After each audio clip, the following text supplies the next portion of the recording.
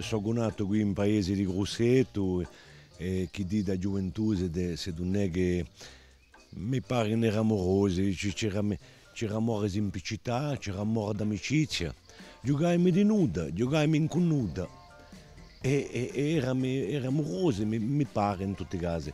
E quando vedo un mondo d'oggi, beh, certe volte in un mondo non vengo mica in un mondo abissato, di una sorta di Atlantide della Corse.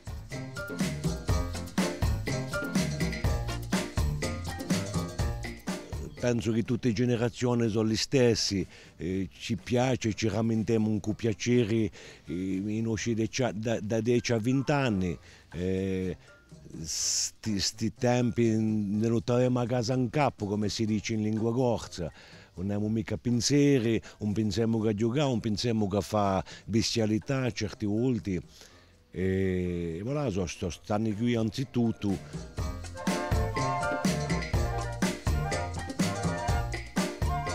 Taimi poco a fare, poco e nuda. Personalmente eravamo di una famiglia povera, ma ce n'era assai nei paesi. Sicuramente che c'erano i giochi, avevano più facilità, ma noi eravamo di famiglie povere e la maggiorità dei paesi erano così. Non abbiamo mica modo da fare, non abbiamo quasi nuda, ma è come l'africana che non ha mica televisione, gli manca mica.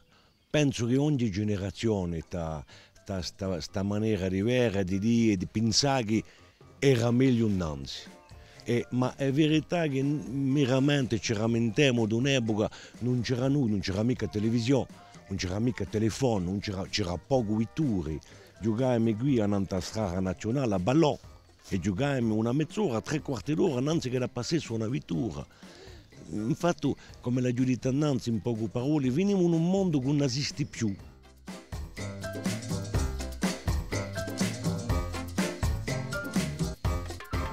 Mi pare male incamminata perché perdiamo i nostri valori, i nostri virtù. Allora, non so come qui per dare lezione di morale, ma che da sì è 100 anni. Ma mi pare che di più in più perdiamo valori, virtù, saper fare, volontà.